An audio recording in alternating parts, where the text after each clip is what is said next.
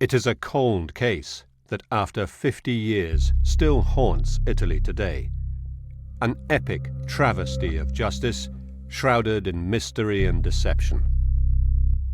The case, known in Italy and internationally as the Monster of Florence, involved the ritualistic serial murder of 8 young couples, accompanied by the horrific mutilation of the sexual organs of the female victims. Cover-ups and evidence tampering have muddied the case so badly that more than 5 decades later, utter confusion reigns. Evidence points to a powerful esoteric sect believed to be behind the killings.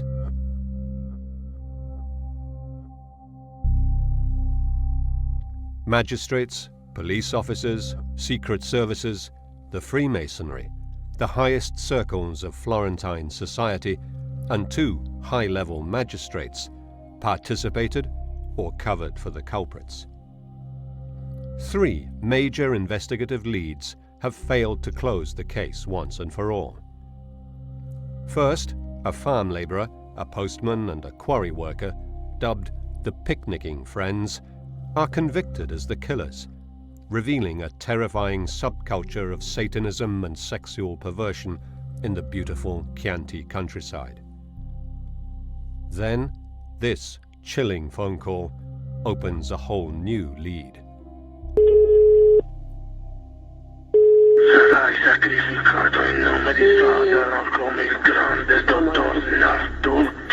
The threat refers to the mysterious death of Perugian gastroenterologist Francesco Narduchi, whose body was fished out of Lake Trasimeno exactly a month after the last of the official Monster of Florence murders.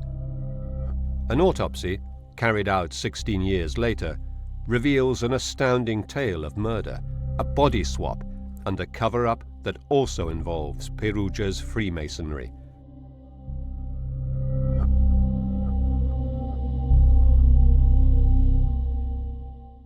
È innegabile che, ed è emerso dalle indagini che The Freemasonry did discuss the issue internally and took certain decisions. e prevalse una certa linea. The prosecutors believe that the Narduchi murder and the Monster of Florence case overlap here, in this quaint Tuscan town of San Casciano Val di Pesa, where the doctor comes in contact with the town pharmacist, also a suspect, along with the picnicking friends Pietro Pacciani, Giancarlo Lotti, and Mario Vanni. The Narduchi trail goes cold after judicial delays cause it to lapse under Italy's statute of limitations. The pharmacist of San Casciano is found not guilty on 14 counts of murder in a controversial fast-track trial. However, a third line of investigation takes shape when investigators turn their attention to a former French Foreign Legion paratrooper named Gianpiero Vigilanti, identified as a suspect right after the last murder, but ignored for more than 30 years. He has a history of violence, already convicted for murder, is a small arms collector who owns a gun like the one used in the monster killings, and is a friend of Pietro Pacciani's. Today, we can reveal documents that were found by investigators 35 years after they were drawn up by law enforcers. Kept hidden for decades, these documents are just the latest proof of the miscarriage of justice, purposeful pursuit of false leads, and cover-ups that have deprived dozens of families of the justice they deserve.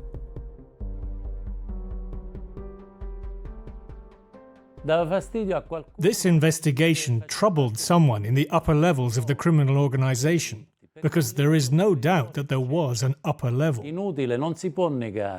At least 15 other people, in some way associated with the case, are silenced before they can speak, suggesting that the Monster of Florence murders are much more than a series of ritual killings or the work of a single assassin.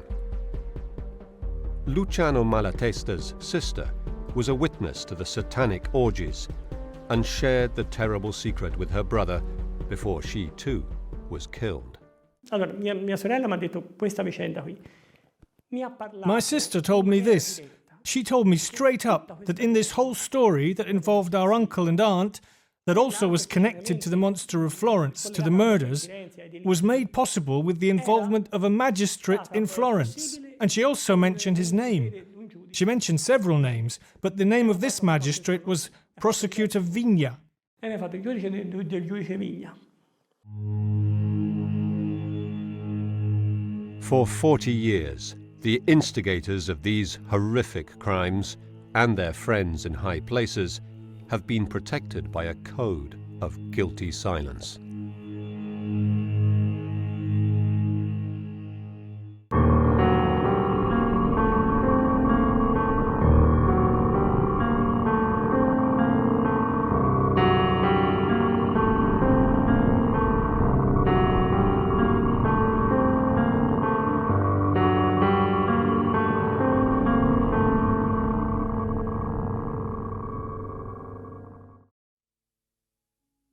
Florence, Central Italy, 1981.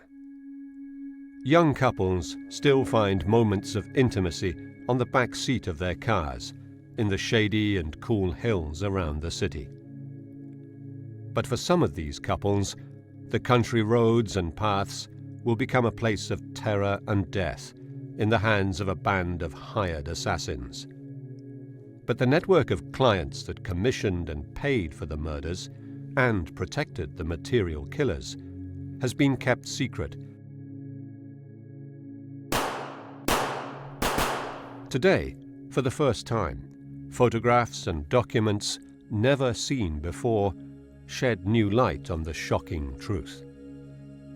Michele Giuttari is a decorated cop who fought the mafia in the most dangerous, dark corners of southern Italy. From 1995 onwards, he heads the Florence Criminal Investigation Squad and studies the massive documentation gathered in the case files over the years. Ho dovuto subire anche delle minacce, anche gravi di morte, degli attentati. I received serious death threats. Not least, one morning I found that all 4 tires of my private car had been slashed. Una mattina l'ho ritrovata con le 4 gomme tagliate. Minacce di morte che I received death threats that I have to say I had not received even in previous years when I had investigated and distinguished myself personally as a witness in trials against 'Ndrangheta and Cosa Nostra, the Sicilian mafia. nella lotta all''Ndrangheta e nella lotta a Cosa Nostra, alla mafia siciliana. I asked myself, who did my investigation of possible masterminds threaten? Possibili mandanti.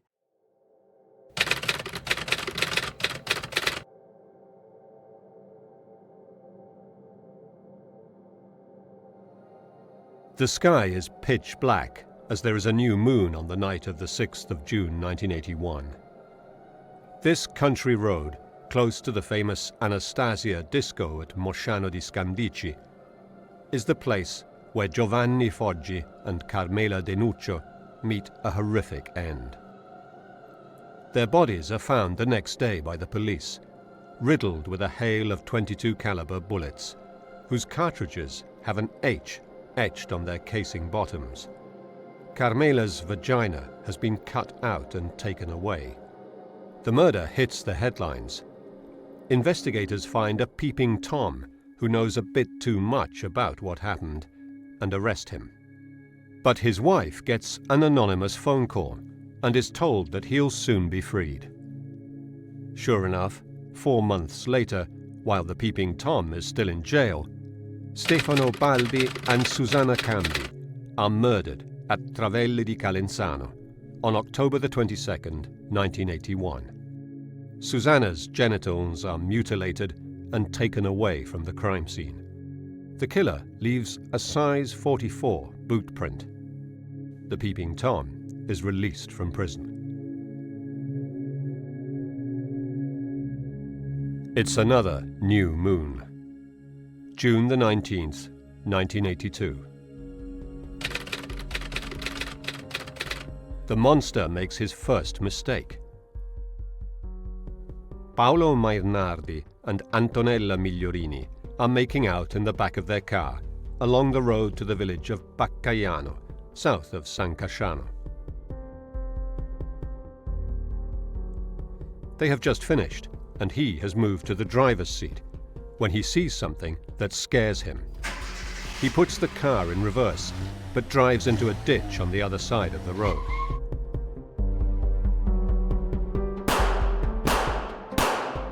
The killer shoots out his headlights, then murders Paolo and Antonella. The car is now exposed to passing traffic, so the killer melts into the night without completing his macabre mutilation of the woman's genitalia. The murder of Paolo Mainardi and Antonella Migliorini is the third Monster of Florence murder. Someone working on the case remembers a similar killing going back 8 years, in 1974. It took place here, in the Mugello Hills northeast of Florence, between Borgo San Lorenzo and Vicchio.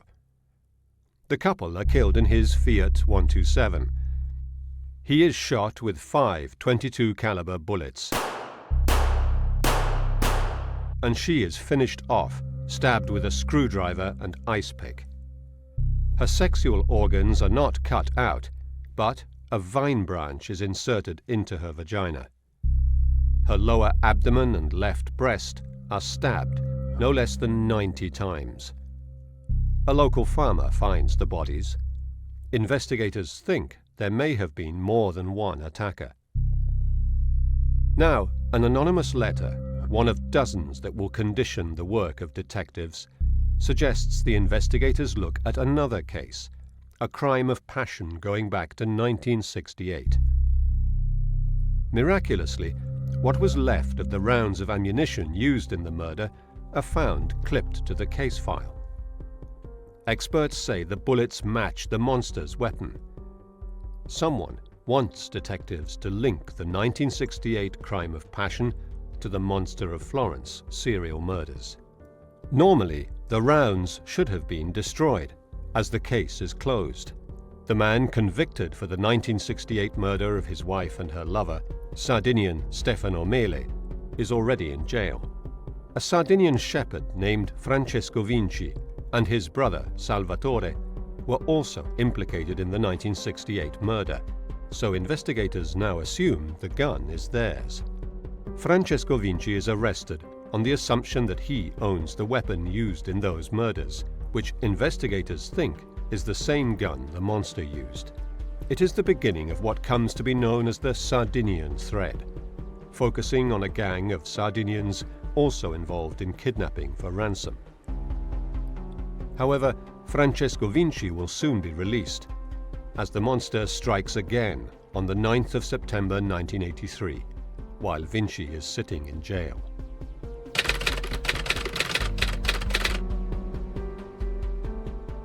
Carefree German tourists Jens Uwe Rüsch and Horst Wilhelm Meyer park their Volkswagen camper in a vineyard in front of the La Sfacciata Villa, north of San Casciano.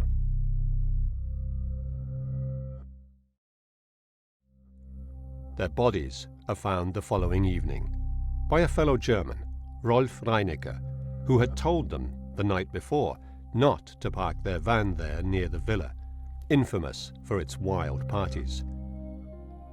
They have been shot through the rear window, and torn-up gay porn magazines are strewn around the van. Investigators think that the killer might have confused them for a man and woman. The trajectory of the shots fired provides a key clue about the killer, suggesting he must be taller than 1.80 meters. If the monster is a lone assassin, he can't be Francesco Vinci, who is released from jail, but will continue to be part of this story, together with Rolf Reinecker. The elusive Monster of Florence is now spreading terror throughout the community, especially among young people, who no longer feel safe. Il clima che si respirava sicuramente era un clima sia in città che nelle campagne dove colpiva, un clima There was a general atmosphere of fear both in the city and the countryside, wherever the monster struck. Young people changed their habits, and going to secluded places in the country became dangerous. I was young at the time and lived in Florence, and getting a bit of privacy involved being really organised. People's lives changed because there was a general sense of danger. E quindi il modo di vivere era cambiato proprio perché si percepiva un pericolo generale. It's the 29th of July, 1984.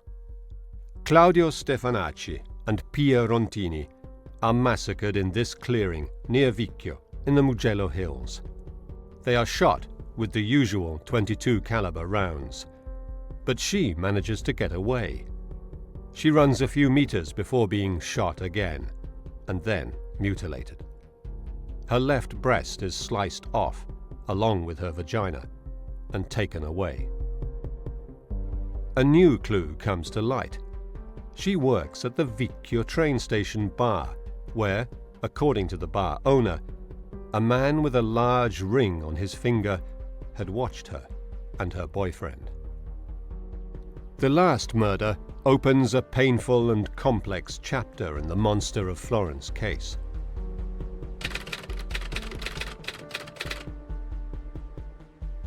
It's the 6th of September, 1985.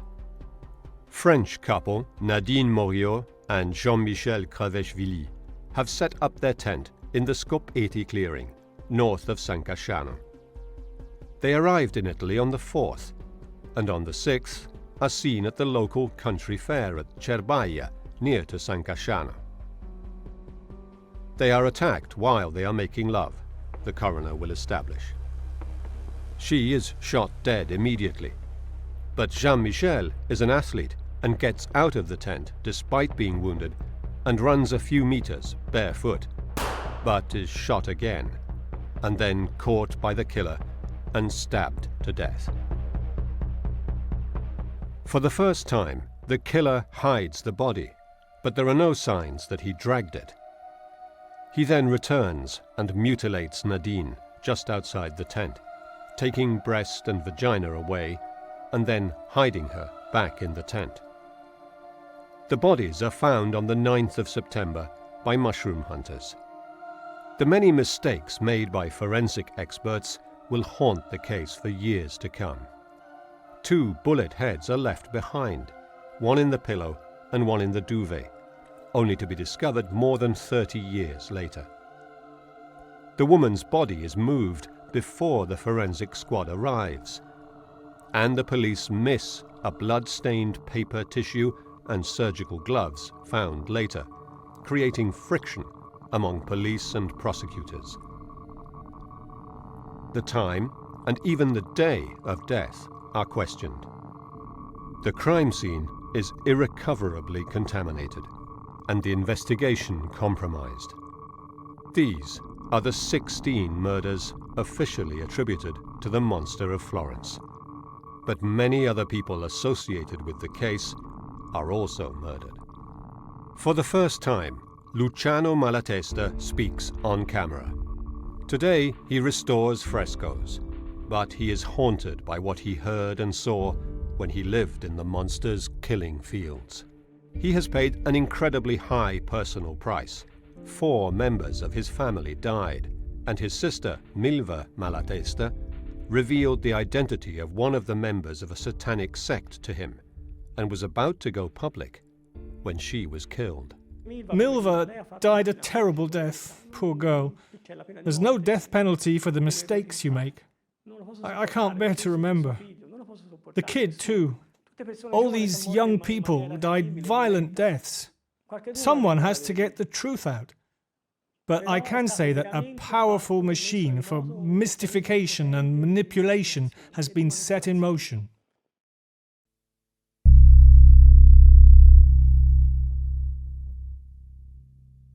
In the days following the discovery of the bodies of Nadine and Jean-Michel, the monster begins to goad the police. He sends a sliver of Nadine's left breast to Silvia della Monica, an investigating magistrate who, however, is no longer on the case. The envelope is sent from San Piero a Sieve. Then, 3 anonymous letters are sent to the investigating magistrates Pierluigi Vigna, Paolo Canessa and Francesco Fleury. They contain a surgical glove with a single 22 caliber H-series bullet in it and a frightening typewritten threat. A similar bullet to the ones used in the murders is found in the car park of a hospital at Ponte Nicari in Bagno a Ripoli. Then, the murders suddenly stop, although the investigation continues. The Carabinieri military police, meanwhile, gather thousands of pages of information and create a list of 250 suspects. 2 of these have their homes searched within a week of the last murder at the Scopeti clearing in 1985. Standing at number 31 on the list is Pietro Pacciani, native of Vicchio, but resident in Mercatale. He is violent, a sex maniac, and later will be jailed for repeatedly raping his daughters. Gli omicidi del mostro hanno delle differenze clamorose. The monster murders are very different from anything Pacciani might have done.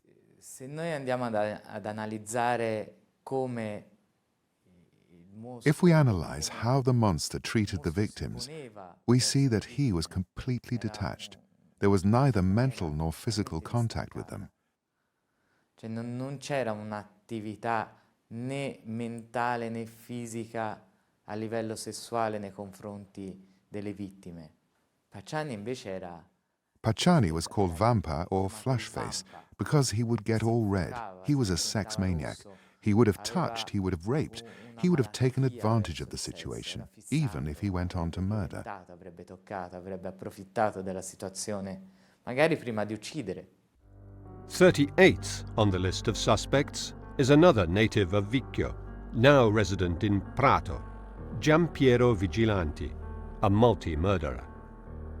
His home is searched just 8 days after the Scopeti clearing murder, and this note is written by the Carabinieri with handwritten comments by the commander of the Prato station, who found ammo that matched the monster's weapon. This document, held by the SISTE, the Interior Ministry's Secret Service, is only discovered in 2018. As a young man, Vigilanti sought sex in male public toilets. He was jailed for public acts of homosexual obscenity, murdered 2 Arabs in Marseille after serving in the French Foreign Legion, and he is also presumed as involved in a previous murder by Pacciani back in 1951. He keeps newspaper cuttings of the Monster of Florence murders in his home and his mother's, including this one, dating back to the 1974 murder. Why is he a suspect? Because he knows how to handle weapons. He is violent. He spent many years in the French Foreign Legion. But above all, he is born and raised in Vicchio. At number 181 is another name that will occupy the crime pages of newspapers for years to come. Francesco Narduchi is a gastroenterologist and gynecologist, a brilliant doctor and a Freemason. He dies, apparently from drowning, in Lake Trasimeno, exactly a month to the day from the last murder. A later probe into his death reveals a shocking secret. C'è una documentazione della squadra mobile della questura di Perugia da cui risulta che l'ispettore... We have documents showing that the special branch in Perugia assigned its most senior inspector, the Criminal Investigation Unit's most senior inspector, sul delitto degli Scopeti sui delitti to investigate the Scopeti clearing murder, the Monster of Florence murders, and specifically Francesco Narducci, in the days following the murder at the Scopeti clearing, without being specifically requested to do so by the Florence investigators. The names of Pacciani, Narducci, and Vigilanti will dominate the 40 years of investigations that follow.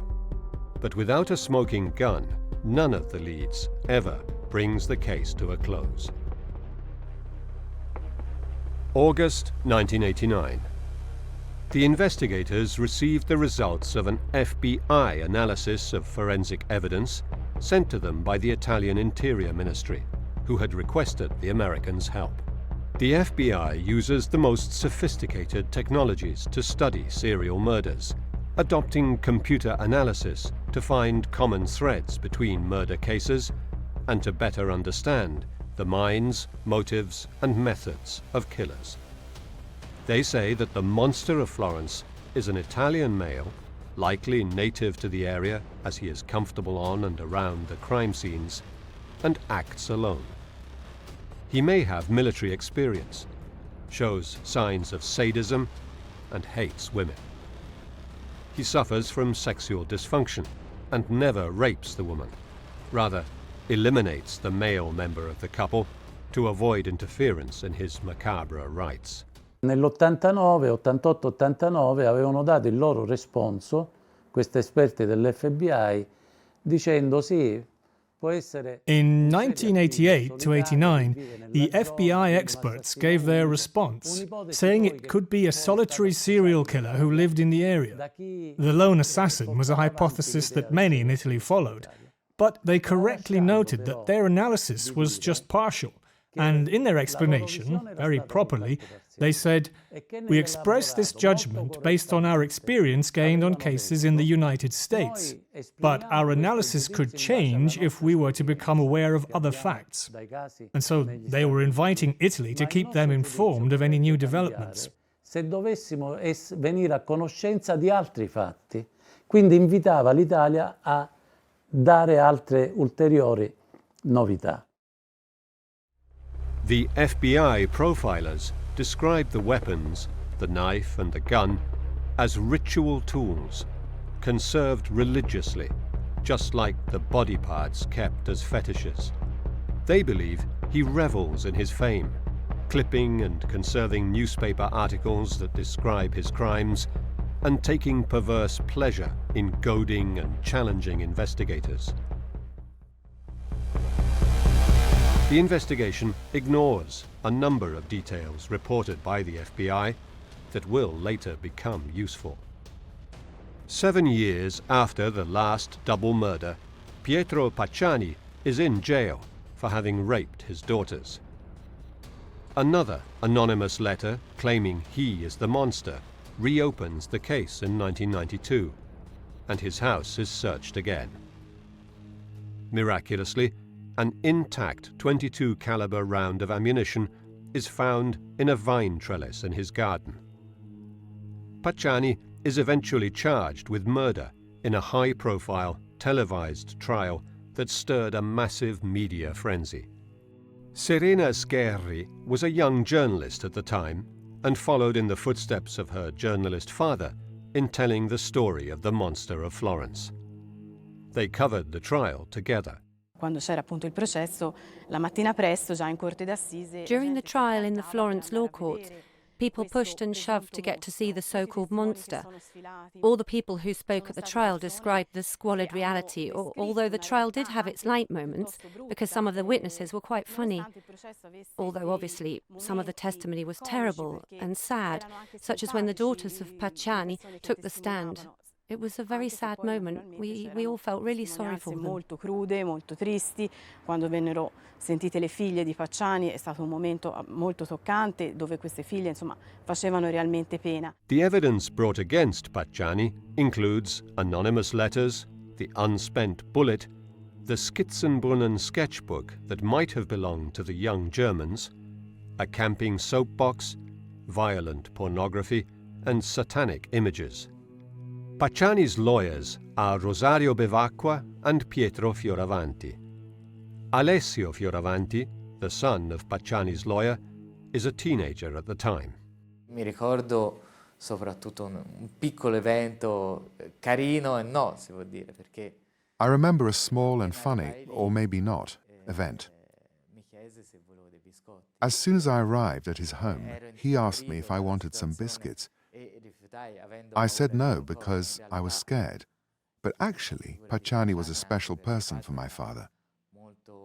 A sex maniac towards his daughters, a monster from that point of view. Il maniaco sessuale delle figlie era un mostro da quel punto di vista, ma era anche un tipico. But he was also a typical Tuscan farm laborer, rough, who swore now and again, which is totally normal, but not really scary when you were there. Però non faceva tutta questa paura quando eri lì.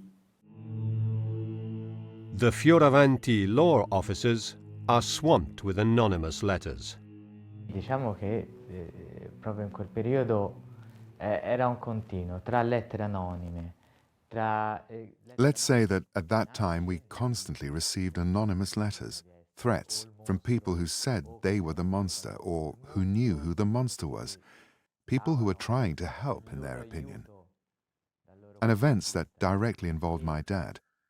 Once someone unscrewed the front wheel of my dad's car, just up to a certain point, and as he was on the Ponte Indiano, he saw the wheel come off the car. He was driving slowly, and the car just dropped on the side where the wheel was missing and scraped a bit. Vide la ruota proprio che gli partiva e la macchina andava piano, quindi la macchina si è appoggiata semplicemente sulla parte dove mancava la ruota e strusciata un pochino. Among the witnesses are Pacciani's wife and daughters, who describe him as violent and cruel, while another witness confirms that he saw Pacciani with another man in Pacciani's car on the night of the murder, the 8th of September 1985, close to the crime scene. He is the perfect lone killer.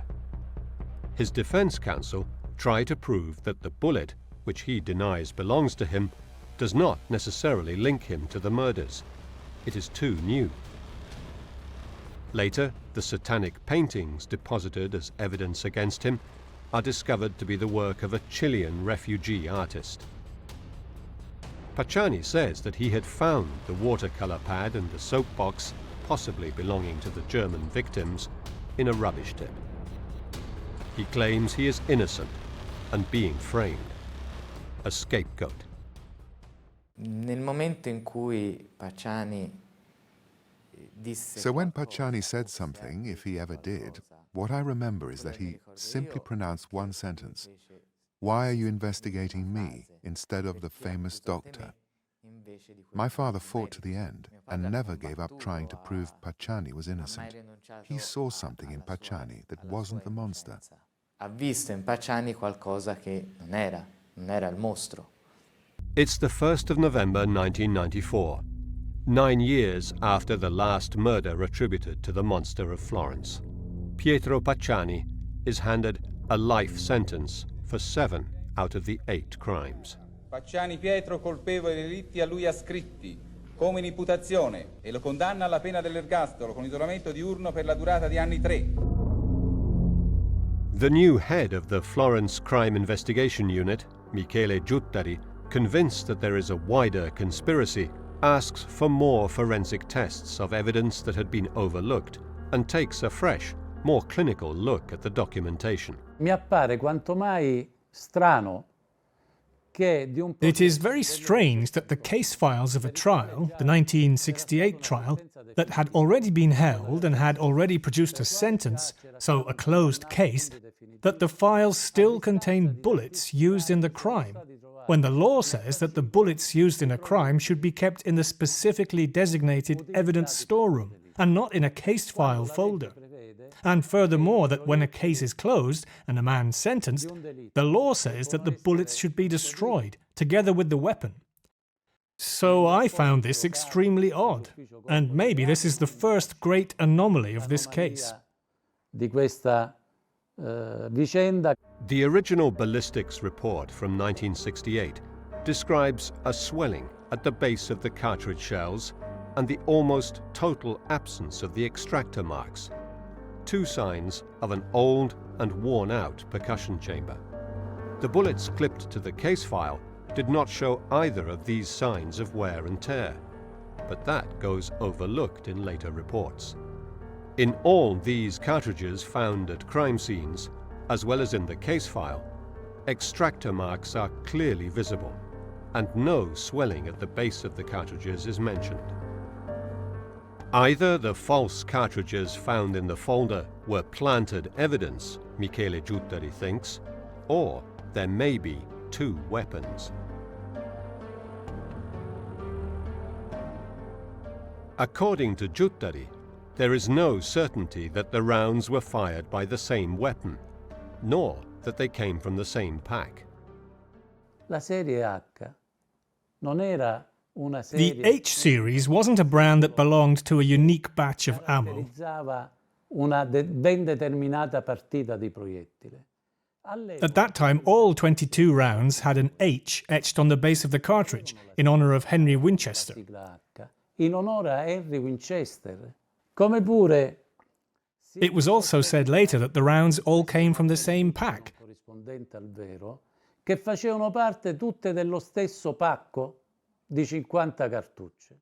Another piece of false information, because some of the bullets were copper-sheathed and some were pure E lead. in parte cromati, che non si possono trovare nella stessa scatola.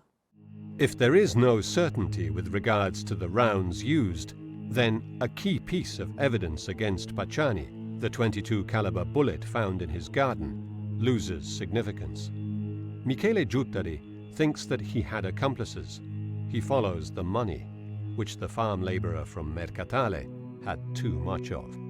Lui in quegli anni aveva acquistato in contanti 2 case. In those years, he bought 2 houses, a car, and he bought postal bonds in several post offices in the area around San Casciano, not only in San Casciano.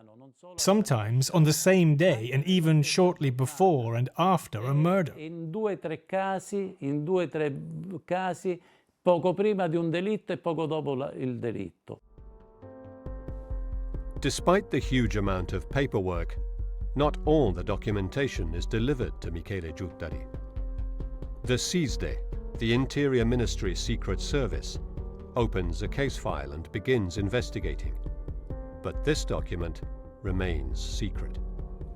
This report is dated November 1985 and lists all the crimes and the resulting criminal record of Giampiero Vigilanti.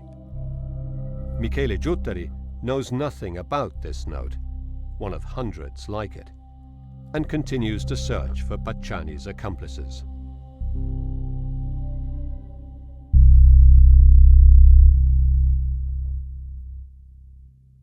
Michele Giuttari identifies Pietro Pacciani's best friends who spend time with him in this bar, the Bar Centrale of San Casciano, next to the former Calamandrei pharmacy. Per trovare I possibili complici di Pacciani bisognava indagare. To identify Pacciani's accomplices, we needed to investigate Pacciani's friends at the time. E tra queste frequentazioni e amicizie, quelle più... Among these, his strongest ties seemed to me to be with Mario Vanni and Giancarlo Lotti. Io chiesi l'autorizzazione a porre sotto controllo... I asked for authorization to tap the phones of Mario Vanni and of the bar of San Casciano, where Giancarlo Lotti spent his time, because the place where he lived, which was a sort of hostel managed by a priest, had no phone. Una specie di casa famiglia gestita da un prete, non c'era telefono. Pacciani, Vanni and Lotti all go to the San Casciano bar. They visit prostitutes together. They are peeping toms together. Luciano Malatesta, as a young child, knew these men for what they were: beasts. Vanni was the postman. Vanni had sexual relations with my mother many times. I was a witness to it. I said so in the Pacciani trial. I was 5 or 6 years old. I saw it all. She had sex with Pacciani too. She said so herself. Pacciani was famous for being violent. He beat my dad, together with my uncle, Antonio, who played an active part in this whole business, and had a role in the death of my father. My uncle held my dad, and Pacciani beat him and said to him, "As soon as I find you alone, I'll kill you," he said. It was a gang, you see. Up there in San Casciano, many people know, many people. Some even gave me details, speaking to me in public places. But when I said, come and tell the investigators, they pretended not to remember. The whole story still scares people. Vanni and Pacciani raped Luciano Malatesta's mother and, according to him, were part of a gang of criminals working for a coven of devil worshippers led by his aunt and uncle. Several prostitutes who worked in Florence and lived in this area of San Casciano begin to collaborate, telling detectives what they know. Among them is Gabriella Ghiribelli, one of the prostitutes visited by clients from San Casciano. I opened the scope of the investigation to several women and got to a certain Gabriella. Gabriella calls up Lotti, and Gabriella complains that because of him, she has been involved in the investigation and has been questioned by the police.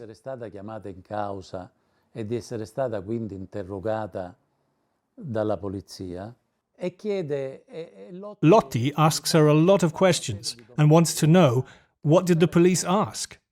He wants to know what she said, and she says that you were there because you told me you stopped to relieve yourself.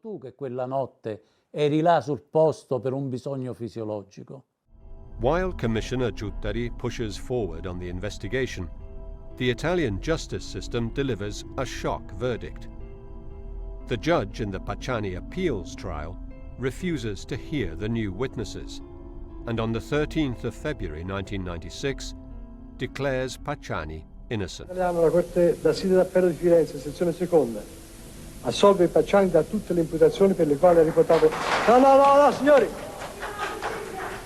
Signori, per favore, silenzio. Giancarlo Lotti is a quarry worker who has sexual relations with Pacciani and goes to prostitutes with him. Under pressure from investigators, he makes key, albeit confused, confessions. Interrogato da 3 pubblici ministeri, c'era Vigna, Fleury e Canessa. Questioned by 3 prosecutors, Vigna, Fleury and Canessa, he began to confess and collaborate.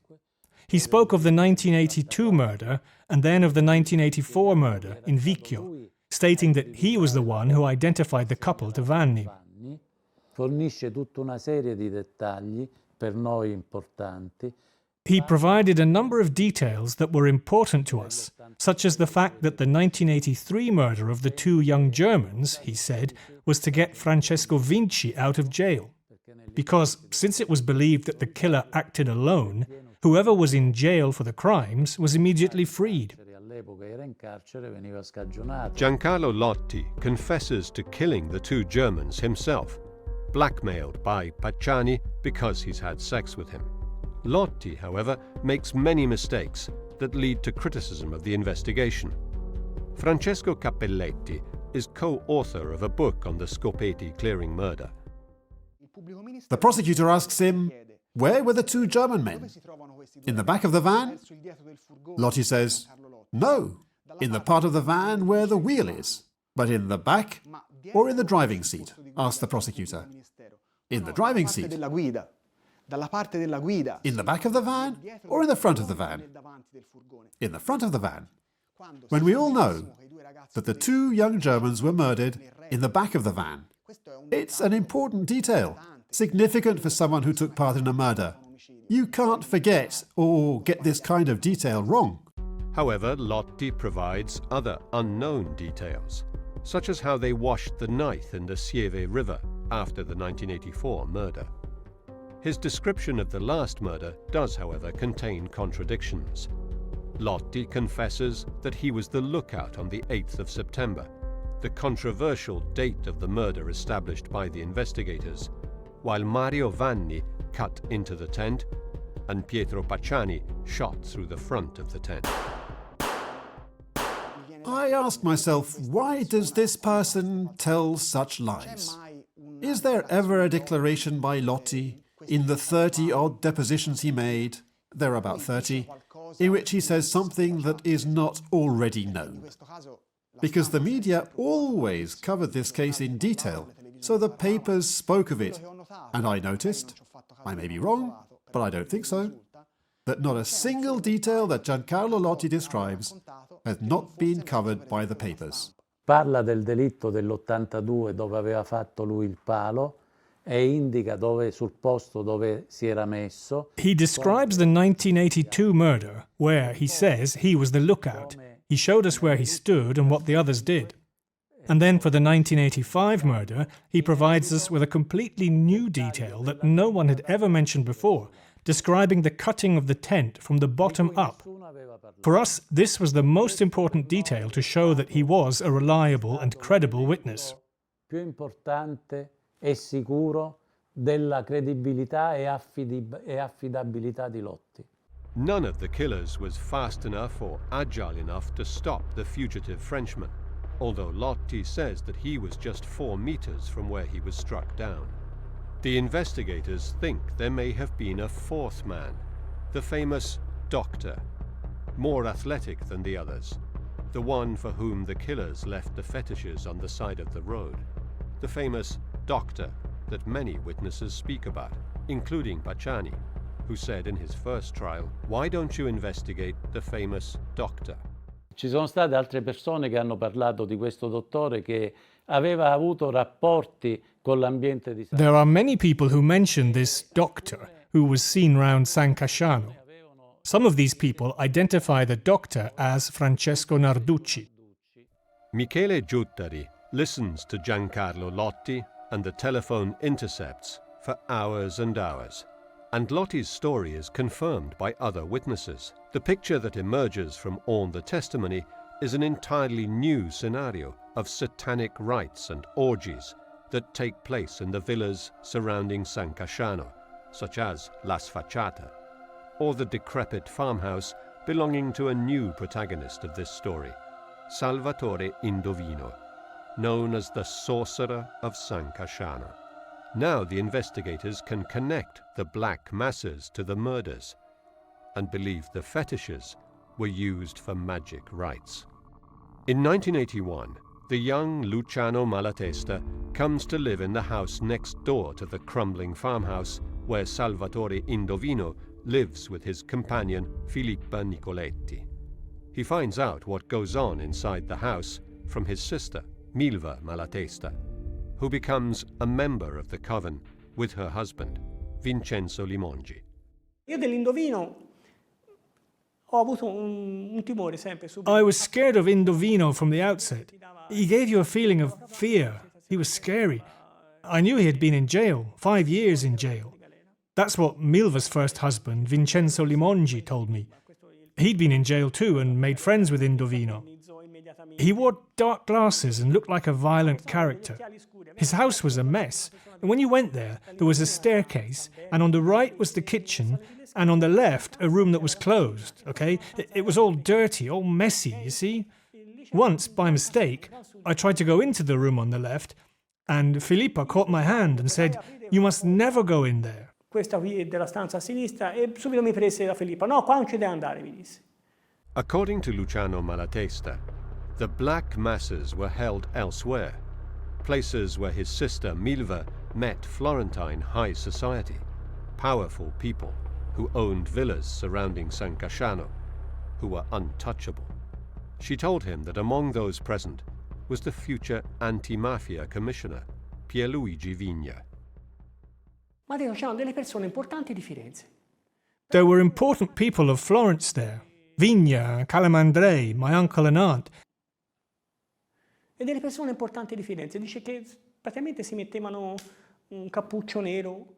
And they wore black hoods, passed a cup full of blood around and held orgies, had sex. She mentioned a schoolmate of mine from elementary school and said he took part in the rites. And I was shocked. How is that possible? I said. He's my age. At that time he was a child. Were there children too? Yes, there were children. Ma che c'erano anche bambini? E lei mi disse sì, c'erano anche dei bambini. The picture that emerges from the investigation is terrifying. A death squad that included not only Pacciani, Lotti and Vanni, but also possibly the Vinci brothers, worked together with prostitutes of the area for a network of rich Florentines who participated in sinister magic rites. Milva was not the only woman to identify Prosecutor Vigna as a member of the sect. Several witnesses describe Luciano Malatesta's aunt as the priestess and Salvatore Indovino as the high priest, who also took care of the practicalities. Among the witnesses to the rites is prostitute Gabriella Ghiribelli, whose clients came from all social classes, from the labourers Pacciani, Lotti and Vanni, to well-to-do professionals of San Casciano and Florence. Just as Pacciani is about to be retried, based on confessions from his fellow picnicking friends, the story takes another disturbing twist.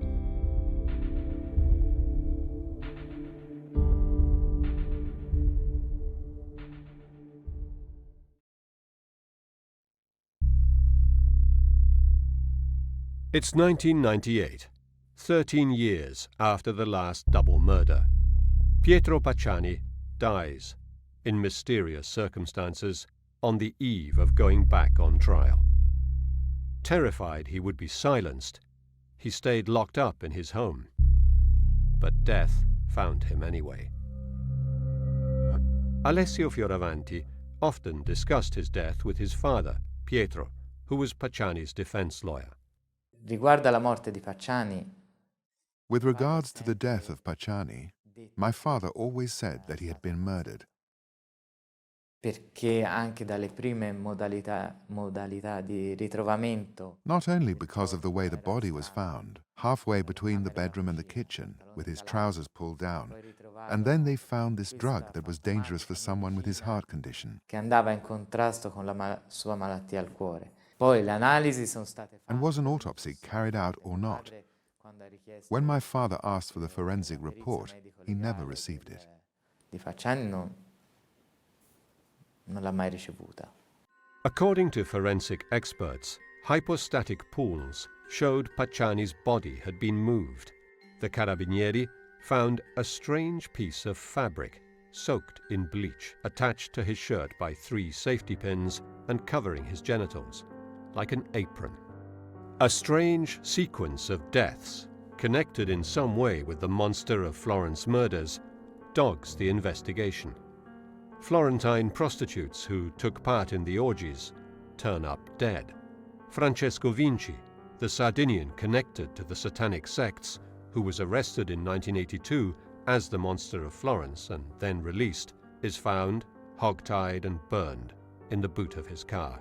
Milva Malatesta's husband, Vincenzo Limongi, is found hanged in his cell the day before he is to be released. Milva Malatesta, Francesco Vinci's and Salvatore Indovino's lover, who also took part in the rites, is burned in her car, along with her 3-year-old son, Mirko, a few weeks before Pacciani is officially indicted. Io penso lei volesse parlare. I think she wanted to speak out. She realized she'd been used. She'd made big mistakes. First, Limongi was killed. A number of people died. So she realized that she was in danger and had to speak. Che ha capito anche lei molto probabilmente era in pericolo. E lei voleva parlare. Quando, ad esempio, si indagava su Pacciani e stava per essere rinviato a giudizio. When they began investigating Pacciani and he was about to be indicted, within 10 days of each other, Francesco Vinci and his shepherd assistant are found hog-tied and burned in the boot of his car. Nel bagagliaio della macchina, e Milva Malatesta. And then Milva Malatesta and her 3-year-old son are also burned in her car. Anche lei bruciata in auto. O una prostituta su cui... And a prostitute used by Mario Vanni, one that he called the kind prostitute, is killed. These are all deaths that in some way are connected to the case. Sono tutte morti che in qualche modo hanno avuto a che fare con questa vicenda. Chi è passato di lì dall'Indovino ha perso la vita. Whoever came across Indovino died. Milva died in that horrible way, and she told me these things, so I imagine what terrible things must have happened in that house. And if they didn't actually happen there, they were organised there. Limongi too died in strange circumstances. He died the day before he was due to leave jail. They found him hanged with his 2 feet touching the ground. He too, in a way that we've seen before. So he dies too. Whoever was in contact with Indovino came to a terrible end. Ha avuto una fine terribile. Worse yet, the young Luciano Malatesta finds out that the man investigating his sister's death is, in fact, the man she saw at the Black Masses. Vide arrivare questa persona alta. Once, I saw this tall man arrive. He was smoking, and he started talking to my aunt. I was going away with my bag to wait for someone who was going to pick me up. I went past him, and he did everything he could to hide his face. Then, years later, I was talking to Prosecutor Vigna, and we were waiting for Dr. Canessa to arrive, and he lit a cigarette and began to smoke. He looked at me and grit his teeth, and so it came naturally for me to ask him, "But you knew my Aunt Maria." And he said, "Shut up!" He said, "Shut up!"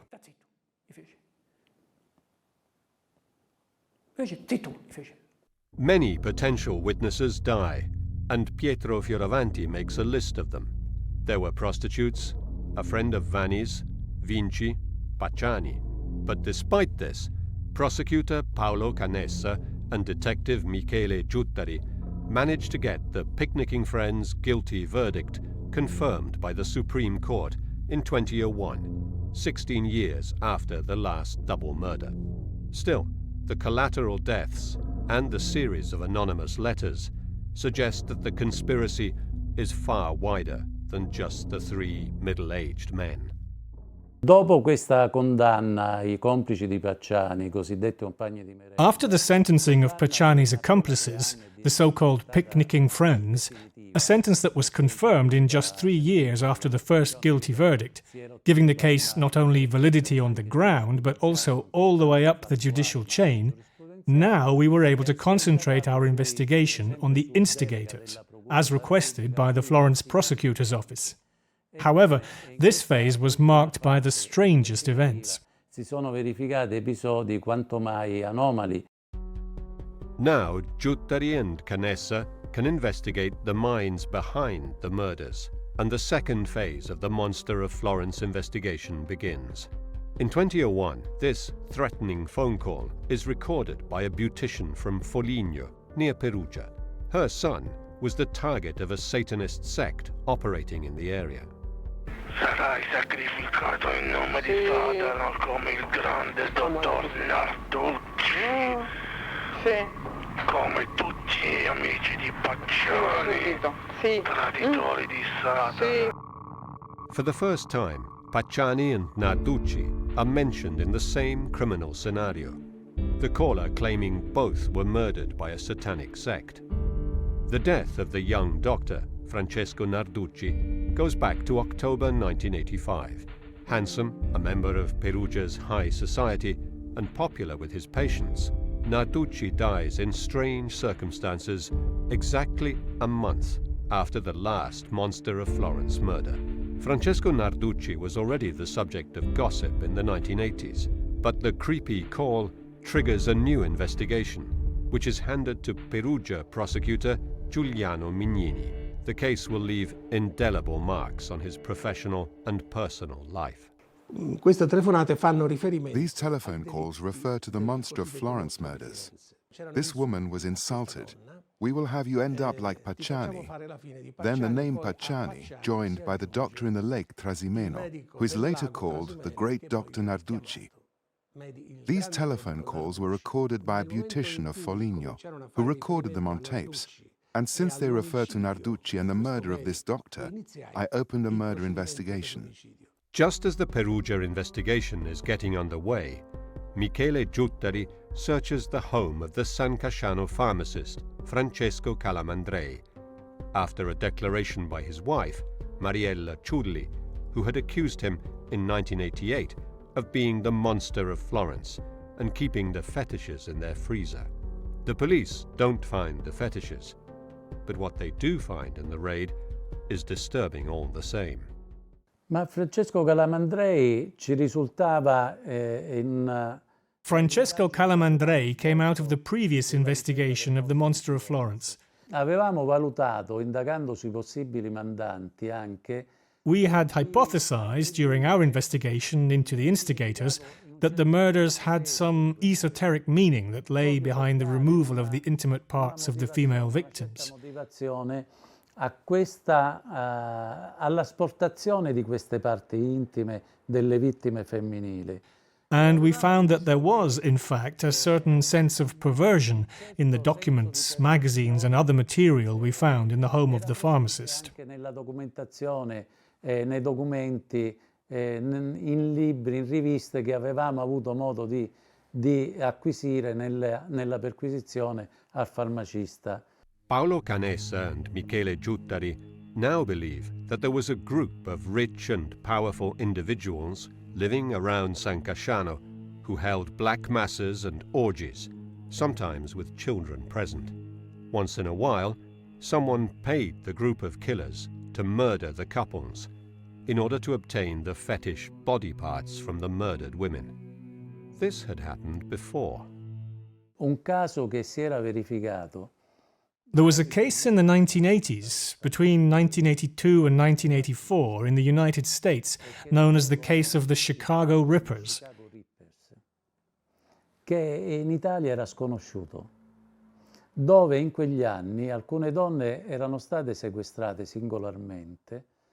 It was unknown in Italy at the time and involved a number of women being taken, one at a time, to a house, in a closed house, where they were murdered and parts amputated in a way that was similar to the murders around Florence. Undeniable signs were found that the murders happened in that house and that they were accompanied by satanic rites. Segni incontrovertibili che riconducevano ai delitti e segni incontrovertibili su cerimonie e rituali di satanismo.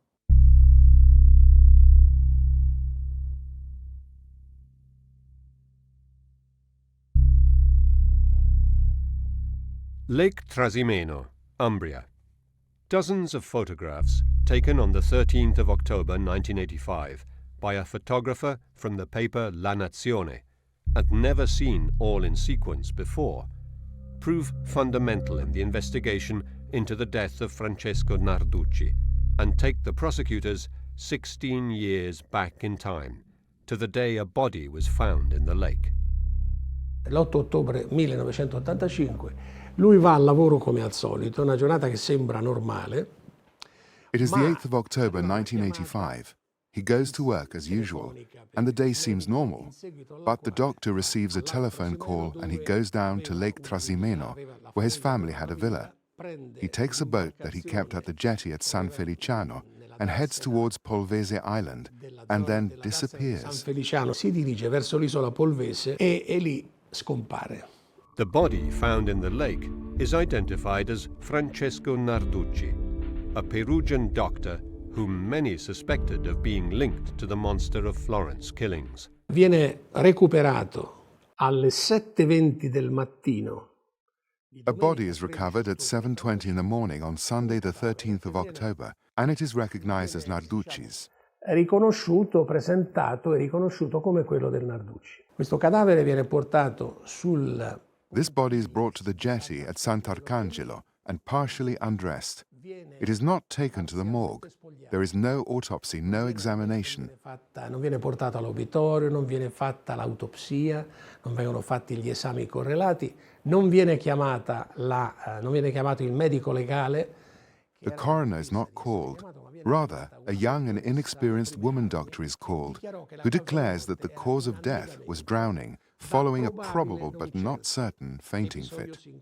The body is taken away. The Narduchi family clams up in silence. But 16 years later, Giuliano Mignini examines the death certificate and finds errors. The photographs show the body black and swollen. Mignini requests an analysis of the photographs to establish the height of the body, based on the paving of the jetty that is the same today as it was then. He finds out that the body recovered from the lake is shorter than Narduchi, and he suspects that it is not the doctor's at all. that there has been a body swap, that the doctor from Perugia was killed and his body hidden, that the corpse of an unknown man was thrown in the lake to be recovered and put in the coffin on the jetty. This corpse was later exchanged with the real Narduchi's, who was then buried, while the unknown man's body was disposed of. A shell game with corpses. A un certo punto ho detto che avevo fatto fare un primo accertamento per avere. So then I carried out an initial investigation to have an overview of the situation based on the paperwork, because I didn't want to have the body exhumed straight away. Non ci sono problemi, è successo questo. Lo posso dire sulla base degli atti e finiva lì. The coroner could have said, there's no problem, this could have happened or that. Instead, Professor Pierucci, the head of forensic medicine, told me that he needed to carry out an autopsy, because on the basis of the paperwork alone, anything could have happened. Non si poteva escludere nulla. Despite the opposition of the Narduchi family, Giuliano Mignini calls for the exhumation of the body, although he is ridiculed for believing that there could have been a body swap. It is 16 years after the body was found in the lake, but science doesn't lie. E nel momento in cui si è aperta la bara, io mi ricordo. As soon as we opened the coffin, we realized that the body found in the lake could not have been the same one. Perché il cadavere ripescato era senza capelli. The body recovered in the lake was bald, had a big head, had a big belly, con una circonferenza addominale piuttosto pronunciata, mentre il Narducci appariva.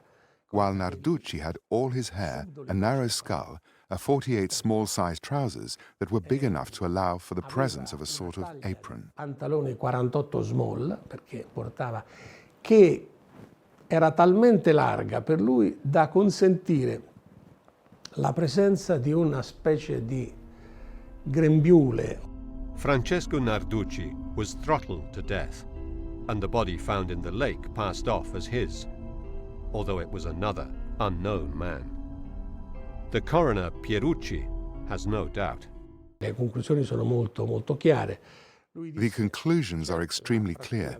He said, we have the clear breaking of the upper left-hand horn of the thyroid cartilage. That's to say, an object that is up here, more or less. E questa rottura è stata determinata da una.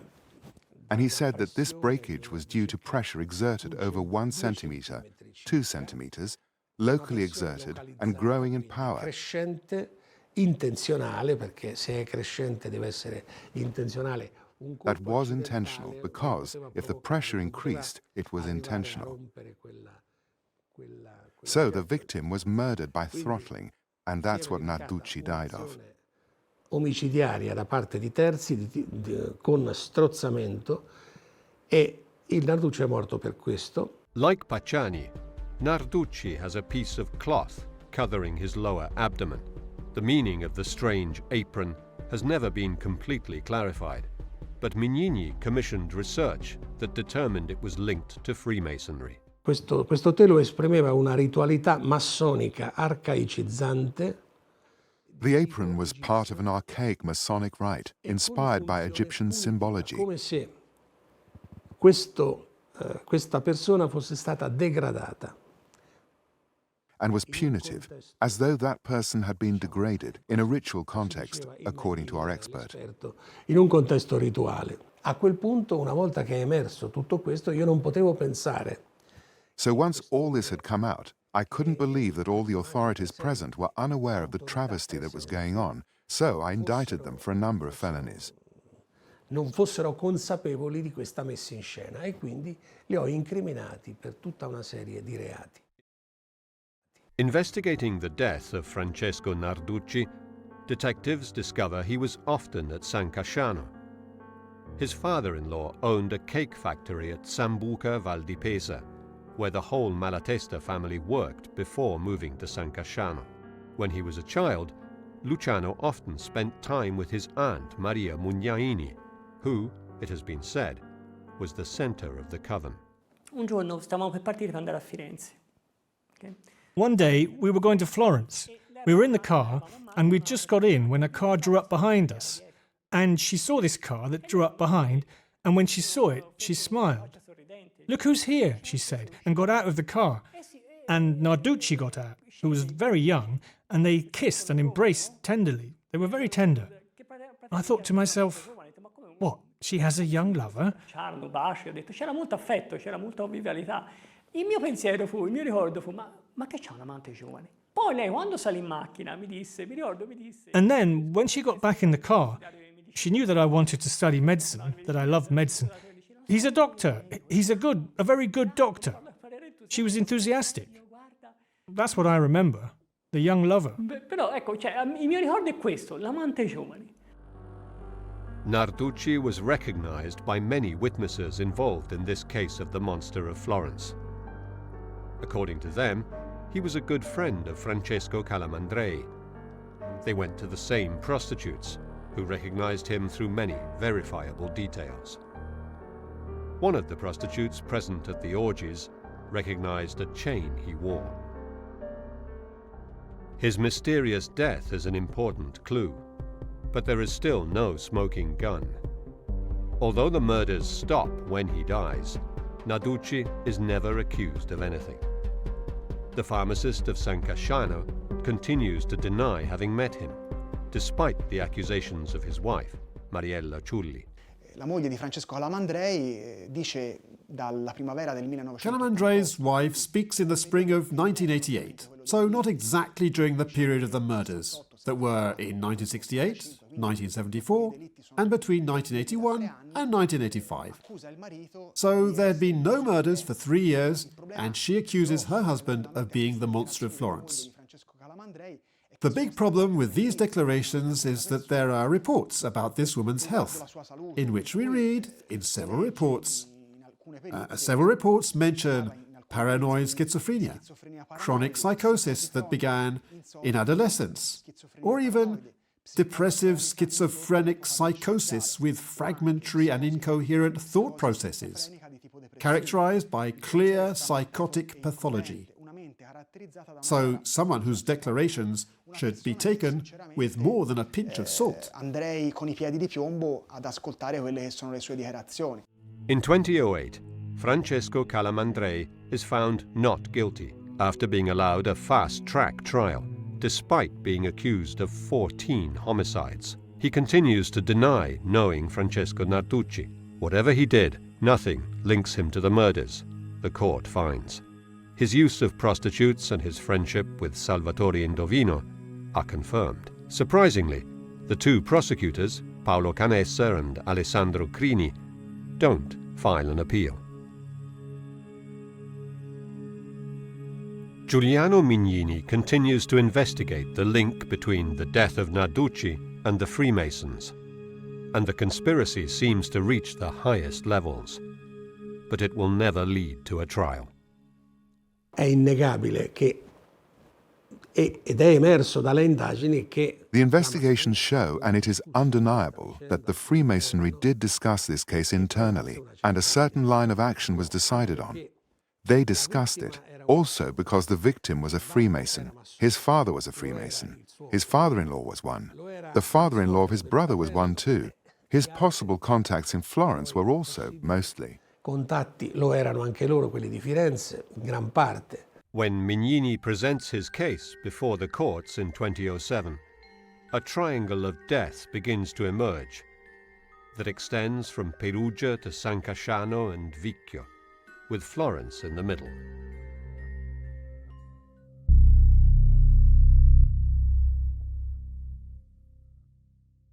The Narduchi case falls under Italy's statute of limitations after suspicious delays in the sentencing process.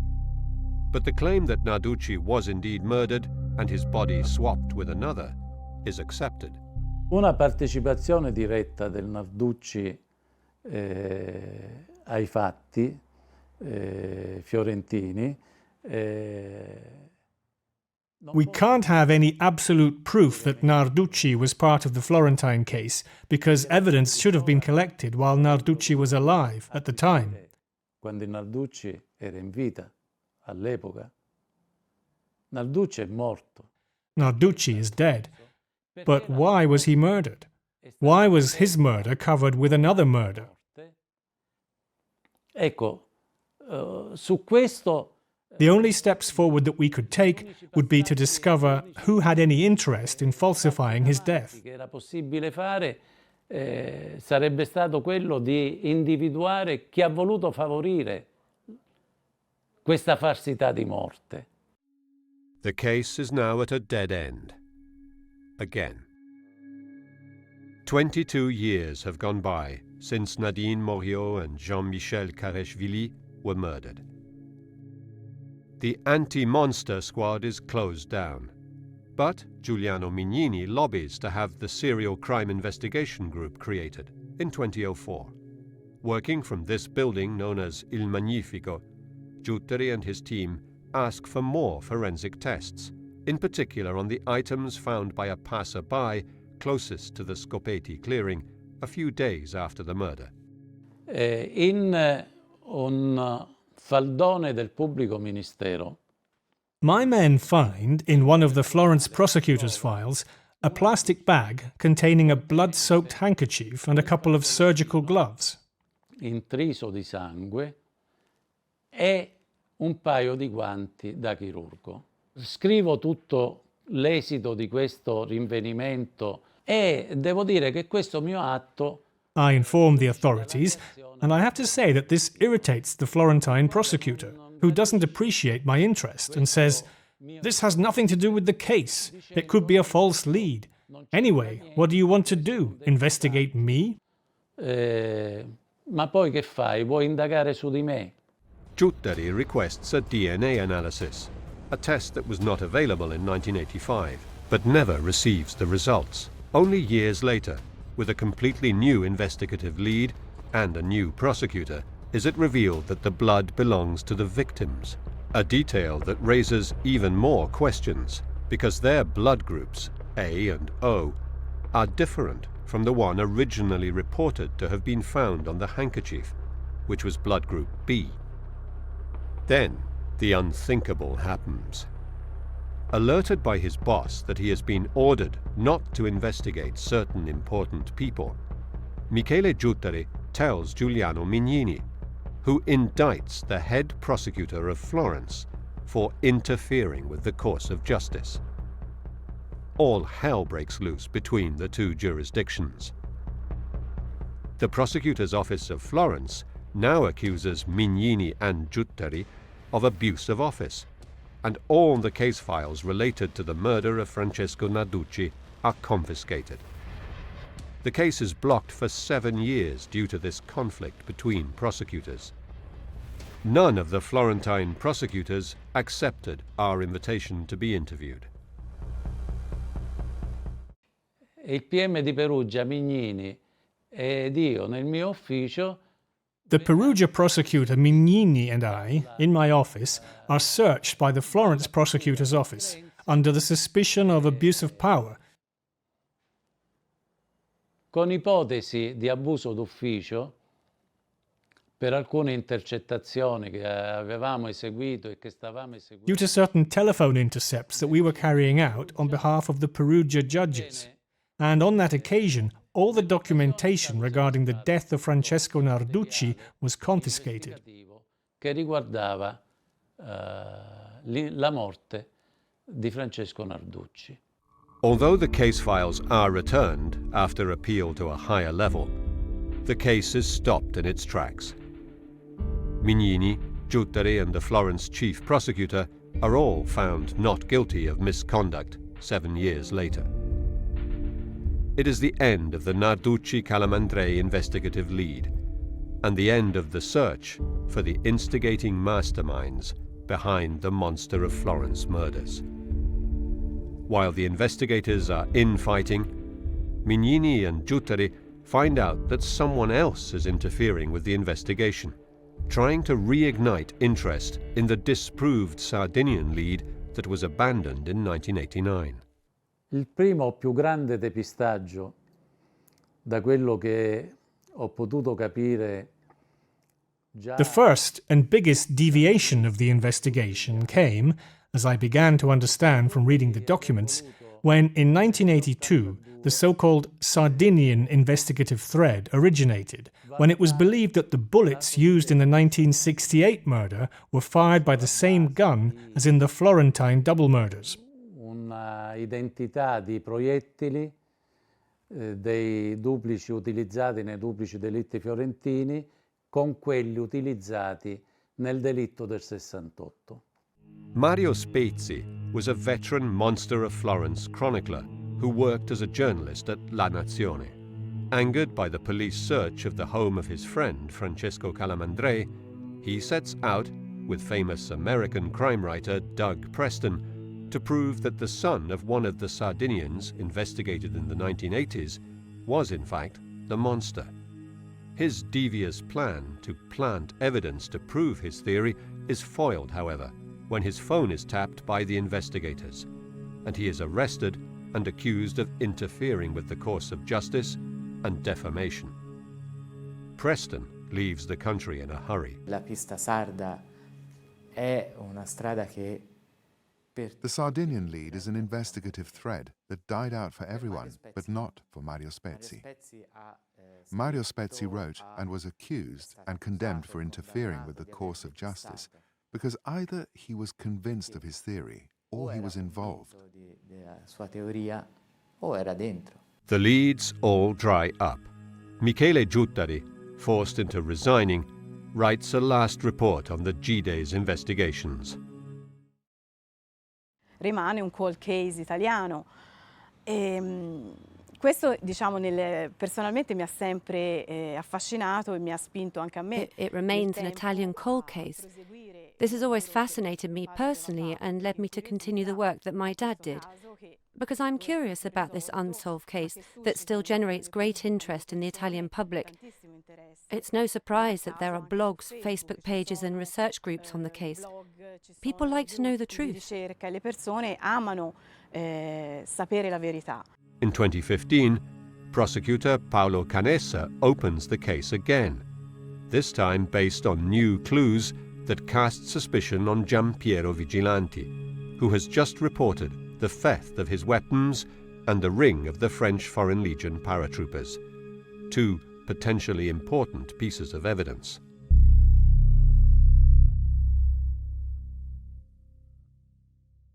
Giampiero Vigilanti spent 5 years in the French Foreign Legion and has a criminal record, including murder and causing bodily harm. He spied on men in public lavatories, and above all, it seems that he was Pacciani's accomplice in an earlier murder in 1951. Vigilanti's name is number 38 on the famous list of suspects of 1985, and his name has already come out during the first Pacciani trial. His home had been searched in 1985, and 176 Winchester .22 caliber rounds were found, as well as a .22 caliber high-standard automatic that he used for target practice, holding a regular gun license. I can say, in light of all the documents that I have read, that for sure Giampiero Vigilanti had a role in this case. I can say it because Giampiero Vigilanti was number 38 in the list of monster suspects. Pacciani was number 31. 8 days after the last double murder, the Carabinieri knock on his door, and in the search warrant, we read that he is considered someone who is involved in or identifiable as the Monster of Florence. When the news that he was under investigation comes out, Gianpietro Fiore of Giallo magazine goes to see him. Lei se la ricorda quella sera? Che cosa stava facendo in quella zona? Era andato con Narduchi a fare un giro? Sì, si andava a fare un giro in macchina, ma nulla di particolare. For many, Giampiero Vigilanti fits the FBI description perfectly. He is tall, has military experience, is cold, misogynous, and knows the area well. His home is equidistant from the two macro areas of murder. He clipped newspaper cuttings about the murders and shows little respect for the investigators, even bragging about how they never got anywhere. A me non mi hanno mai fermato neanche un quarto d'ora. Sì, ma dico nella peggiore delle ipotesi che in carcere... Non mi fa più nulla, no. Non può andare, voglio dire. L'ha detto il giudice anche. Cosa? Canessa. Non ha risolto nulla anche lui. Ogni tanto chiama, saluta.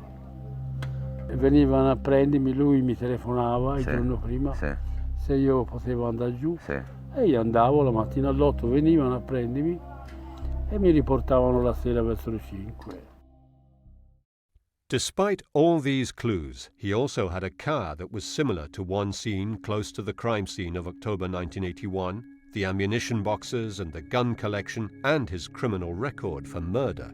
Gian Piero Vigilanti is not officially investigated until 2017.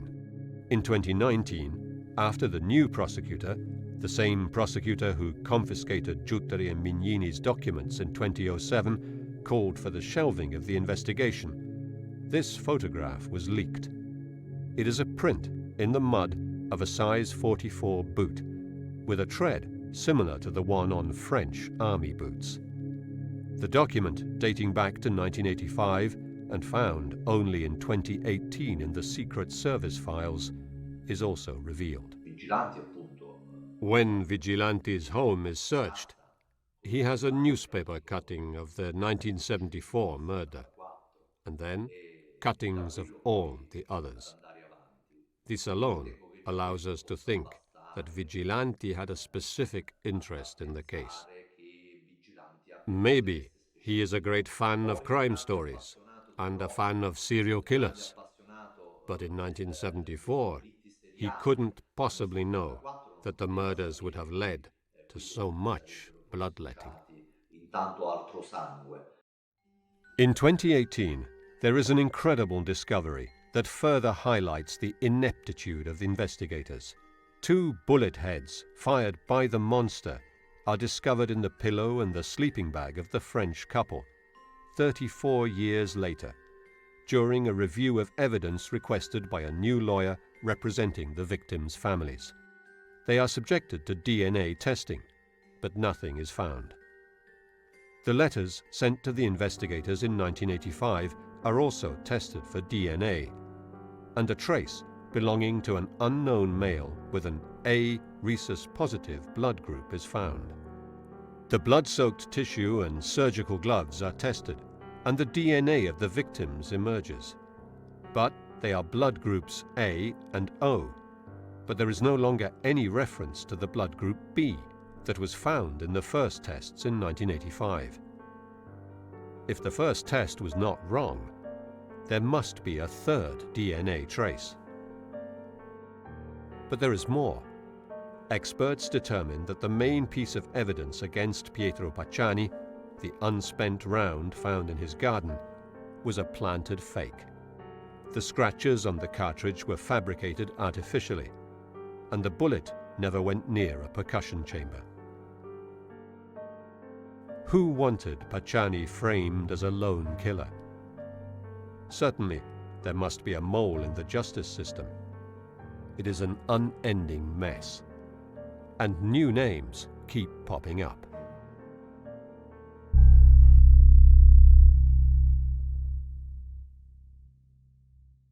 Geographically, the murders form an arc running from northeast to southwest of Florence, while the distance between Mercatale and Pacciani's home to the crime scenes of 1981, 1982, and 1983 is just a few kilometers. The first and the penultimate murders took place 60 kilometers away to the north, but close to the home of Vigilanti's mother. The 2 kill zones were equidistant from Vigilanti's home in Prato. Pacciani and Vigilanti knew the area of the Mugello like the back of their hands, and whoever came from the south, from Perugia, would have used the road intersection of Bagno a Ripoli, either to go northeast or southwest. There is also the possibility that some of the victims may have known the monster or the gang of killers. Susanna Cambi, murdered in 1981 at Calinsano, near Prato, along with her boyfriend Stefano Baldi, complained she was being followed. Her best friend, Elisabetta Ciabani, is murdered less than a year later while on holiday in Sicily, yet another unsolved crime. Stefania Pettini, murdered in 1974 with her boyfriend Pasquale Gentilcore, lived near the Vicchio train station and Vigilanti's mother. Pierontini, murdered 10 years later, worked in the bar of the same station, where an unidentified man with red hair and a big ring was noticed, watching her. It doesn't seem coincidental either that the two young Germans were murdered close to a villa known to be a place where orgies took place, and that Giampiero Vigilanti worked for a time in the textile factory owned by Rolf Reinecker, the German who found their bodies. The French couple was seen at the country fair where Pacciani was present. So it seems that the victims were known to one or several members of the band of killers, perverts who worked together and killed anyone who wanted to speak out. But what is the connection between the team of killers and the Satanic sect? Who kept the killers in contact with the puppeteers? And which members of Florentine high society knew and covered for them? Many witnesses are dead, and frontline investigators retired. What is revealed at the end of the day is that the Florentine judiciary is compromised by hidden conflicts of interest and incapable of getting to the bottom of the case.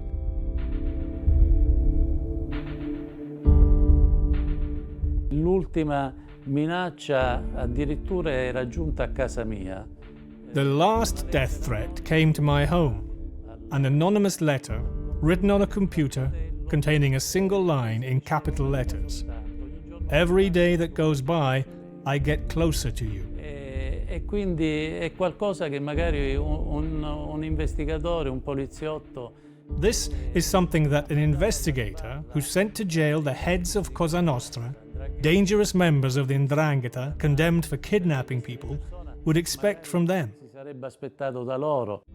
The indignation over the deaths of young people with their whole lives ahead of them has disappeared as the years have passed. And the very real possibility that Italian institutions were part of the cover-up is harrowing. But not everyone has forgotten. It was a great evil, absolute evil, total cruelty. Ignore good people, kill them cruelly, get away with it, laugh about it. I said to myself, faced with all this pain, what do you want to do? In front of all this evil, how can you react? Not with anger. Someone has to tell the truth. React with good. You can't react with more evil. You have to react with good. No, I have to stop it. I said to myself, it has to all stop with me. I have to be strong enough to understand everything, say everything, and put all the pieces together. And if I'm here, if I haven't gone mad, and if they haven't killed me, and if I can still see and understand, there is a reason. Because I have to do this work. I'm the only one able to do it. And I have to do it. I have to give everyone a voice. Do you see? Otherwise, it will remain unpunished. Because there will be no judicial end to it, I'm certain of that. But the truth has to be established.